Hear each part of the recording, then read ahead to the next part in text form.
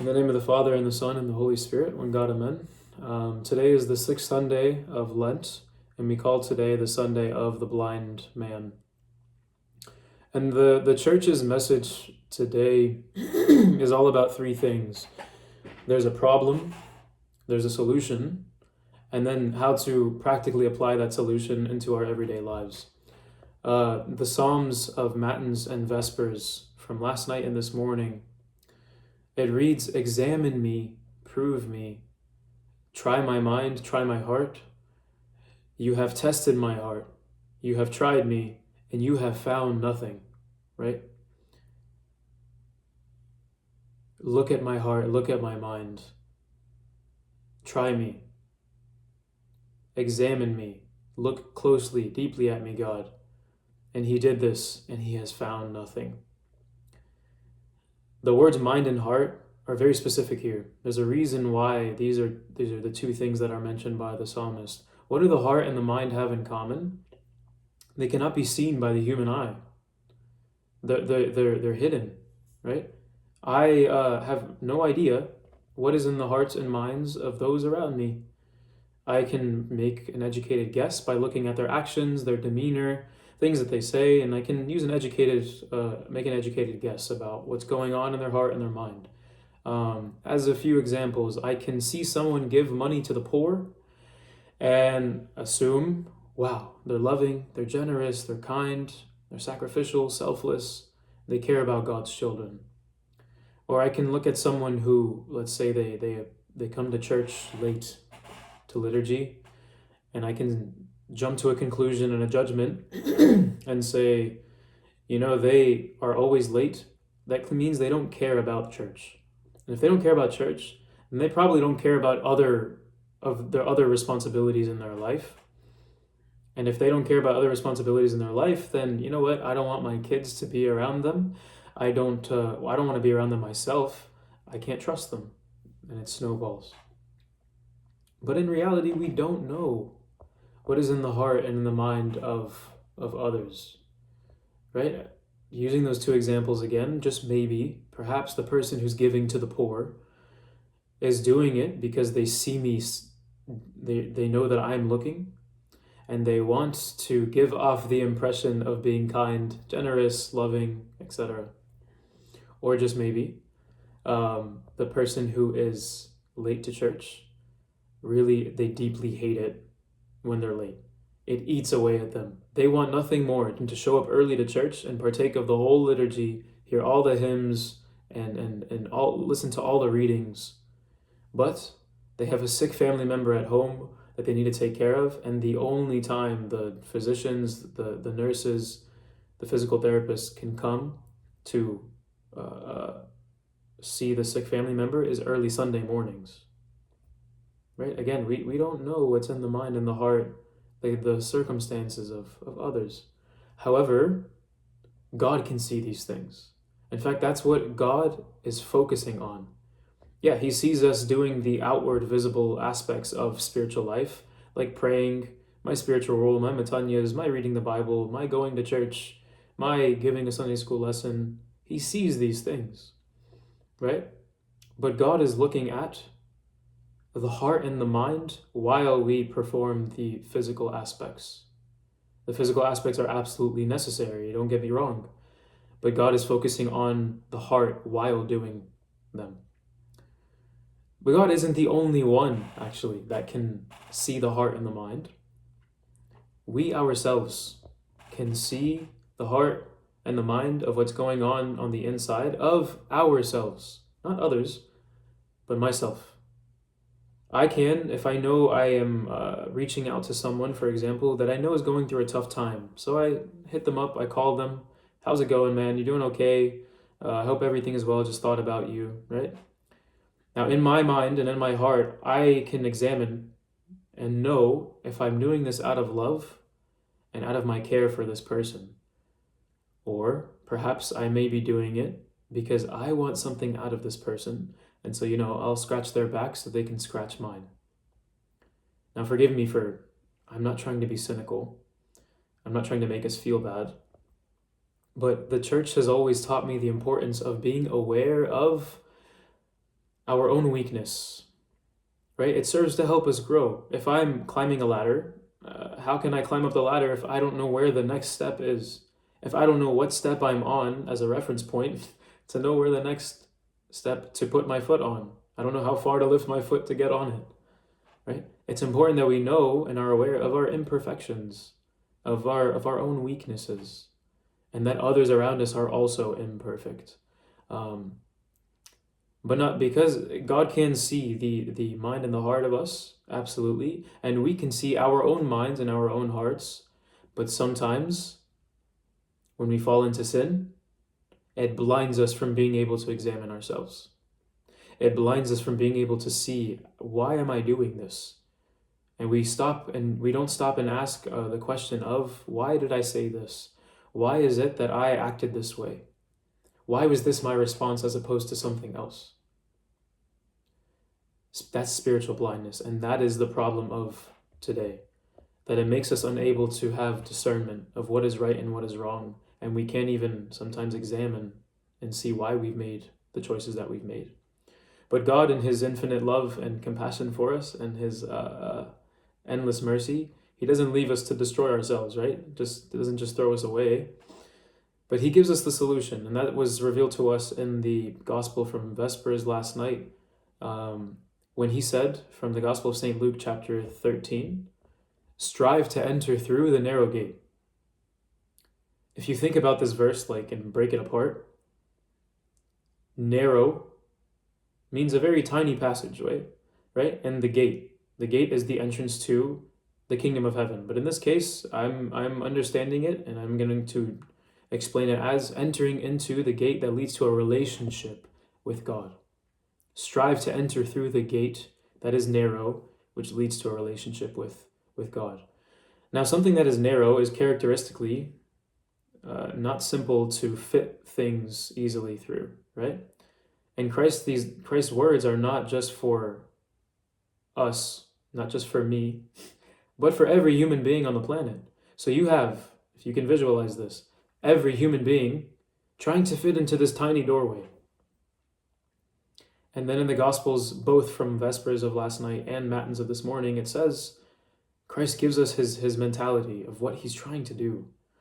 He says, how often I wanted to gather your children together as a hen gathers her brood under her wings, as a hen gathers her chicks, her children. But you were not willing. How often does God want us He wants to protect our minds and our hearts. He wants to keep us under His wings, on that path that leads to Him, in a relationship with Him. Get us through the gate. But we are the ones that are not willing. How often do we see the gate, right? We approach it and we see the narrow gate and we say, there's too many people trying to get into this gate. That's not for me. My sins are way too much. I have too much baggage, and so there's no way I'm going to fit. So I leave. Or perhaps you approach the narrow gate, this doorway, and you see you have this fervent zeal. You have the energy, the effort. You see the word strive to enter, and you say, yeah, I'm going to strive. I'm going to give it all I got. And then things sometimes get tough. And then we realize that we actually have to be willing to bend and twist ourselves, sometimes uncomfortably, in order to get through and fit in the narrow gate.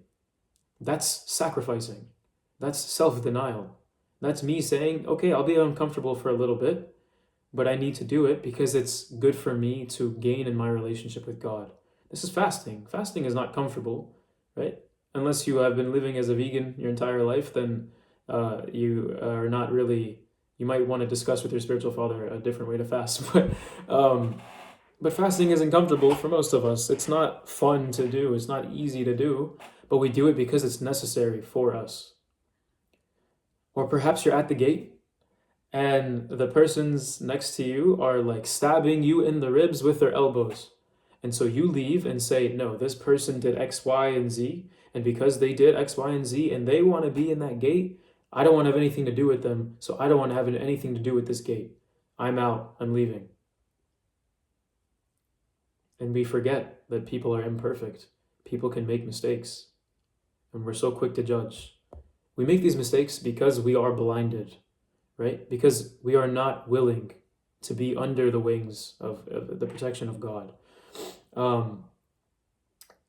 Sometimes God will, as it says in the Psalms of Matins and Vespers, he'll look down upon us, on our hearts, on our minds, and he won't find anything. No fruits, no love, no virtues, no trust in him, nothing. Sometimes, though, he looks down and he doesn't see nothing, but he sees hypocrisy. And hypocrisy is a disease, right? That's why Christ goes on this huge diatribe, this long list of harsh words that he screams at the Pharisees and the scribes, saying, "Woe to you," and calls them hypocrites. 7 times he says these things. That's why he tells them, first clean the inside of the cup and the dish, and then the outside can be clean also, right? St. John Chrysostom, when he was commenting on this, he's saying they were so legalistic, take the word so literally, that we need to be careful not to do the same thing. Christ is not teaching us to how to wash dishes. No, he's saying, first clean the mind, clean the heart, and then the outside will follow, right? This is the solution. But we have to strive. We have to be willing to put in the effort and accept the call of protection under the wings of God. So now the question is, how do I practice this in an everyday life? St. Cyril of Alexandria gives us the answer by pointing out the faults of the Pharisees. What was the fault of the Pharisees in the Gospel of the man born blind today, from the Gospel of St. John? Because they were so legalistic, all throughout the Gospels, whenever Christ performed a miracle on the Sabbath day, on a Saturday, that's all they could focus on. All they could see was he did not follow our rules. And so they approach the boy who was healed of his blindness, and they say, what happened? The boy answers very objectively, this is what happened. I washed my face after he put spit and clay on my eyes, and I was healed. His name is Jesus. That is it. And then they ask him, his parents, and then they ask him again. And multiple times, he's repeating over and over, I told you what happened, and you didn't believe me. Are you asking me to repeat this over and over again so that you can study the words and you can follow him and be a disciple yourself? Because if that's the case, sure, I'll tell you the story 100 times. But St. Cyril of Alexandria explains what was really going on. He says, when speaking to the Pharisees, the blind man confirmed multiple times, without hesitation, his account of the marvelous miracle. If only the Pharisees had listened to the story as instruction. If only the Pharisees had listened to the story as instruction. How do we prevent being spiritually blind and imitating what the Pharisees and the scribes did and the people and the parents? We have to have a willingness to learn, a willingness to take a step back and not try and fix everything around me according to what I believe it should be. Right? Perhaps you may be someone who walks into church and you believe and have this mentality of how you believe church should be like. Right? I hear this all the time. Liturgy is 4 hours long. That's way too long. I have stuff to do. You're not going to change it for me. Neshi, I will go and just come late to the liturgy. Or why can't I eat cheese during the fast, right? God never said that cheese was a sin. People will say these things, even as children. I said this myself when I was in Sunday school growing up. I'd approach Sunday school and say, why can't we do something fun today, right? As if Sunday school is supposed to be all about fun and entertainment and keeping me engaged. This is what the Pharisees did today, right? They completely ignored the fact that a man was just marvelously, miraculously healed of his blindness. And not only was he healed, but he was healed by a man who is fulfilling all of these prophecies of the Messiah that is to come, that we as the Pharisees are teaching. And they went into the situation, and because they weren't willing to learn about how this could be, all they could think was, this man is not from God because he didn't follow the rules. Right? Let's say you're someone who struggles with dealing with other people, right? And you say things like, and we say this a lot, they just don't get me. People of all ages say this, that they don't understand my culture, they don't understand my background, how I was raised, the things that I've been through. They don't respect the fact that I'm older, my age. They don't respect my education and my experience. And they are not willing to put themselves in my shoes to see it from my perspective. And therefore, I can't have a conversation with them. But in this situation, stop and ask, why are they misunderstanding me? Is it something that I'm doing? Like, is there any way that I can change things to explain to them better so that they can understand? Stop and ask, really, who are they? What about me putting myself in their shoes so I can see it from their perspective? What can I learn from them? Again, the willingness to learn was the one thing missing out of the people today. We say today is the gospel of the blind man. Really, today is the gospel of the blind people, because the Pharisees were blind, not willing to learn, because they didn't stop and ask, who is this man who is named Jesus, right? How can he claim to be the Son of God? How is he performing miracles by his own authority without even praying to a deity or whatever? The Pharisees, the parents were blind and not willing to learn. They didn't stop and ask, how did he heal our son? They were afraid of getting kicked out of the temple if they claimed that Christ was the one who did it, and if they claimed to believe in him to do it. And because they were afraid, they said, leave us out of it, we're comfortable in our box. Go to our son, he's old enough to speak for himself. Why not stop and ask, why am I afraid of getting kicked out of the temple? Maybe there's something here that I can learn. Right? But the blind man was willing to learn. He was not always blind. Christ, after healing him, said to him, do you want to be made well? He said, do you believe in the Son of God? And the man responded in a very beautiful way that I believe we need to take with us and memorize this verse, because it's the key to overcoming a lot of obstacles in our lives.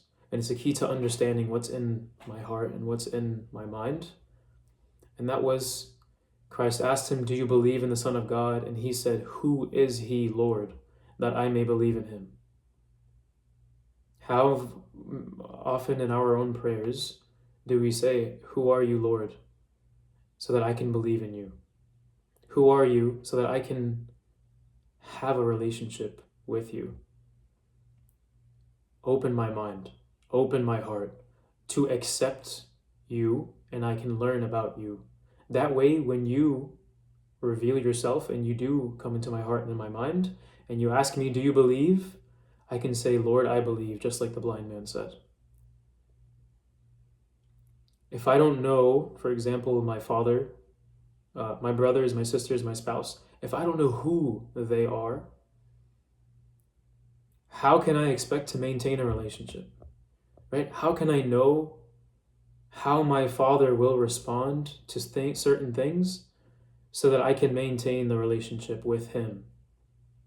Asking questions, not just like going up and asking questions to servants and our clergy members and people in the church, but asking questions to God.